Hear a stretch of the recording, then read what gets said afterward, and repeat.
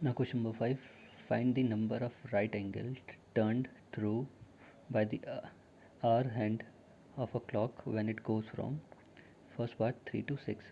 क्या बोले आपका नंबर ऑफ राइट एंगल बताना है कितने टर्न करे by the hours hand of a clock when it goes from, जब आवर्स वाली नीडल होती है वो जब मूव करेगी 3 से 6 में, पहले किसमें, अभी नीडल कहाँ पे 3 पे, अब कहाँ नीडल कहाँ पहुँच गई है 6 पे, तो कितने राइट एंगल उसने टर्न करे हैं, कितने राइट एंगल उसने बनाए हैं. ठीक है, तो पार्ट ए है आपका 3 to 6, तो ए की राइट एंगल बनेगा 3 to 6 से, क्यों 3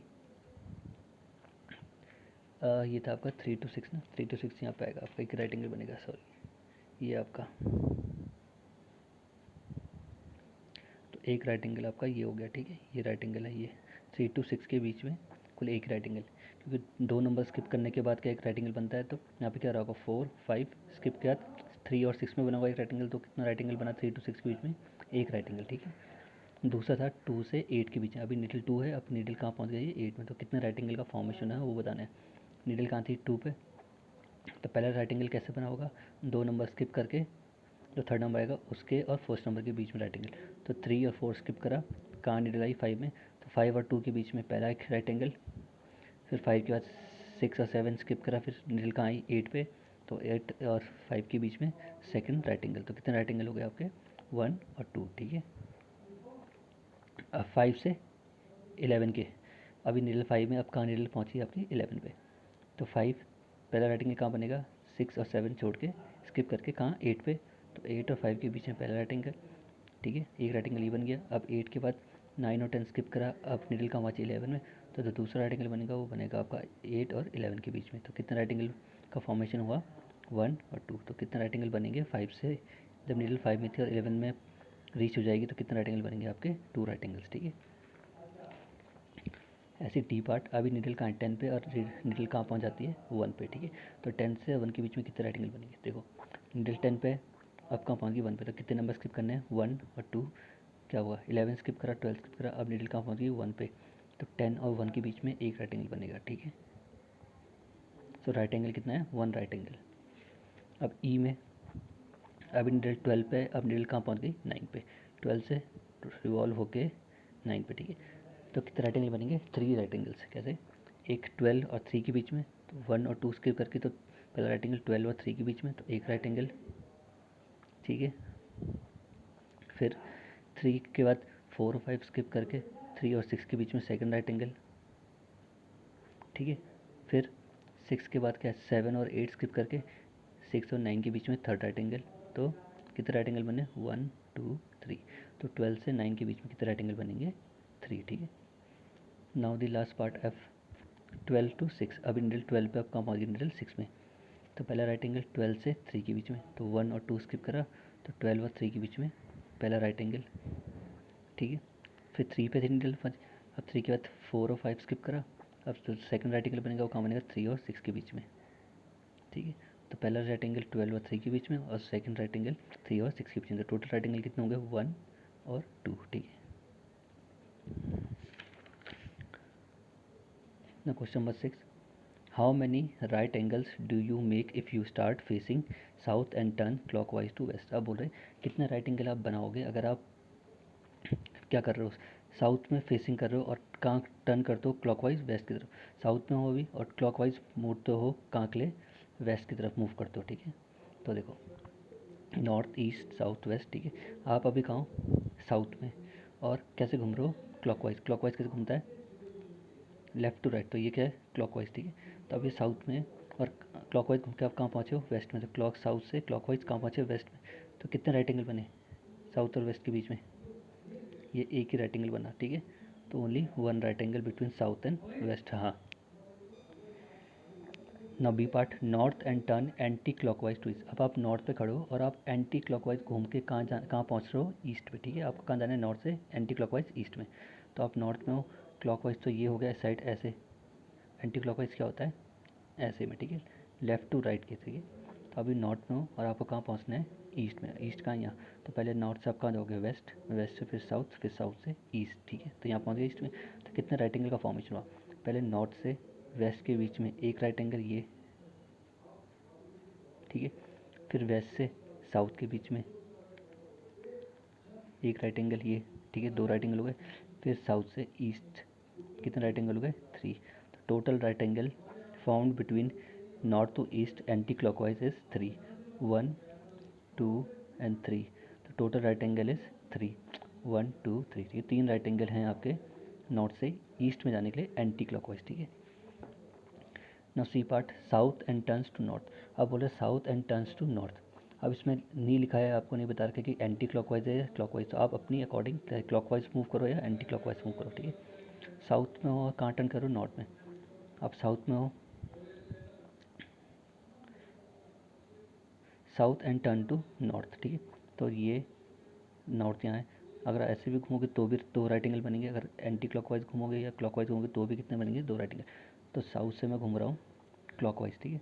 तो साउथ से पहले वेस्ट में एक राइट एंगल, फिर वेस्ट से नॉर्थ कितने? 2 राइट एंगल। एक साउथ से वेस्ट एक, फिर वेस्ट से नॉर्थ एक, तो टोटल राइट एंगल कितने होंगे? 1 और 1 2। तो टोटल राइट एंगल कितने बनेंगे? 2 राइट एंगल, ठीक है। एक साउथ से वेस्ट, एक वेस्ट से नॉर्थ, तो टोटल राइट एंगल कितने हो गए? 2 right angles. D part, west and turn to west. आप वेस्ट में हो और वेस्ट को ही टर्न कर रहे हो, इसमें आपको चॉइस दे रही है कि आप एंटी क्लॉकवाइज घूमो या क्लॉकवाइज, ठीक है। आप वेस्ट में हो, अगर क्लॉकवाइज घूमोगे तो यहाँ से वेस्ट में, और क्लॉकवाइज घूम के आपको वापस कहाँ आना है? वेस्ट में, ठीक है। या एंटी क्लॉकवाइज घूमोगे तो भी कितना कहाँ आना है? वापस वेस्ट में। तो कितने राइट एंगल बनेंगे? 4। देखो, अगर क्लॉकवाइज घूमेंगे तो पहले वेस्ट से नॉर्थ के बीच में एक राइट एंगल, फिर नॉर्थ से ईस्ट के बीच में फिर एक और राइट एंगल, फिर ईस्ट से साउथ के बीच में एक राइट एंगल, फिर साउथ से वापस वेस्ट में एक राइट एंगल। तो टोटल राइट एंगल कितने हो गए? 1 1 1 1, कितने हो गए? टोटल 4। तो टोटल 4 राइट कितने हो गए? 4 राइट एंगल। एक पहला वेस्ट से नॉर्थ एक राइट एंगल, फिर नॉर्थ से ईस्ट 2 राइट एंगल, फिर ईस्ट से साउथ 3 राइट एंगल, फिर साउथ से वेस्ट 4 राइट एंगल। अगर आप एंटी क्लॉकवाइज घूमोगे, रोटेट करोगे, तो भी आपके कितने राइट एंगल बनेंगे? 4। जब भी वेस्ट से घूमें, अगर आप किसी भी पोजीशन से स्टार्ट करो वहीं और वापस रिवॉल्व करके वहीं आ रहे तो टोटल राइट एंगल 4 बनेंगे हमेशा, ठीक है। Now question number 7. Where will the arch hand of a clock stop if it start party from 6 and turns through one right angle? क्या बोल रहे हैं?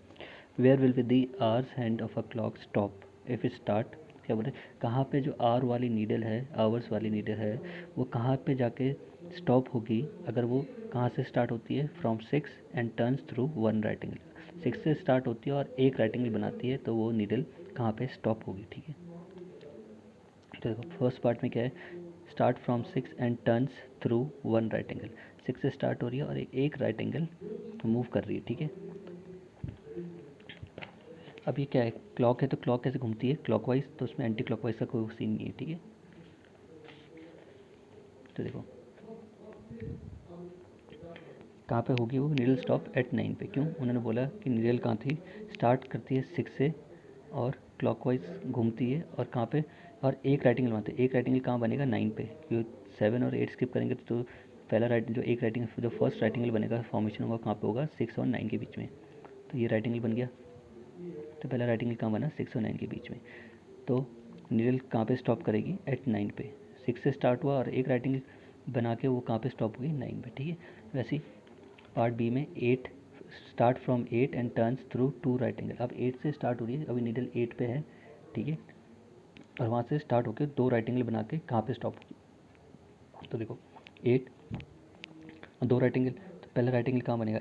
9 और 10 स्किप करके 11, तो 11 और 8 के बीच में पहला राइट एंगल बनेगा, ठीक है। अब जो दूसरा कितना बोला है? टर्न्स 2 राइट एंगल है, 2 राइट एंगल बनाने हैं, तो एक राइट एंगल हमने बना दिया 8 और 11 के बीच में। अब सेकंड राइट एंगल कैसे बनेगा? 11 है तो 12 और 1 स्किप करा, अब तो जो सेकंड राइट एंगल बनेगा वो कहाँ बनेगा? 11 और 2 के बीच में। तो नीडल कहाँ पे स्टॉप करेगी? 2 पे, ठीक है, एट 2 पे, ठीक है। तो 8 से स्टार्ट करा और 2 राइट एंगल बनाए, तो नीडल कहाँ पे आएगी? अभी फाइनल 2 पे। सी में from 10 and turns through 3 right angle. अब नीडल 10 पे है और 3 राइट एंगल टर्न कर रही है। अब नीडल कहाँ पे जाके 3 राइट एंगल बनाने का नीडल कहाँ पे स्टॉप होगी? तो देखो नीडल यहाँ पे 10 पे क्लॉकवाइज घूम रही है, तो पहला राइट एंगल कैसे बनेगा? 11 12 स्किप, तो 10 और 1 के बीच में पहला राइट एंगल, ठीक है। अब वन के बाद क्या है, 2 और 3 स्किप, तो 1 और 4 के बीच में, ठीक है। अब 4 के बाद क्योंकि 3 राइट एंगल बनाने हैं तो एक राइट एंगल तो ये बन गया, 2 और तीसरा right angle, third right angle कैसे होगा, 4 है तो 5 और 6 स्किप करके 4 और 7 के बीच में, तो 3 राइट एंगल हो गए, 1 2 3, 3 राइट एंगल उसने टर्न करे। अब नीडल कहाँ पे स्टॉप होगी, 7 पे, तो अभी नीडल कहाँ पे है, एट 7, ठीक है। Depart from 7 and turns through 2 straight angles. 2 straight angles means that is half revolution. 2 straight angles, ठीक है। तो देखो 7 पे है, ठीक है, और 2 स्ट्रेट एंगल, स्ट्रेट एंगल क्या होता है, 180। तो एक 7 से स्टार्ट करा, ये हो गया आपका 1 स्ट्रेट एंगल, फिर यहाँ से वापस घूमेगी, ये हो गया आपका दूसरा क्या, स्ट्रेट एंगल। तो कितने स्ट्रेट एंगल में, 1 2।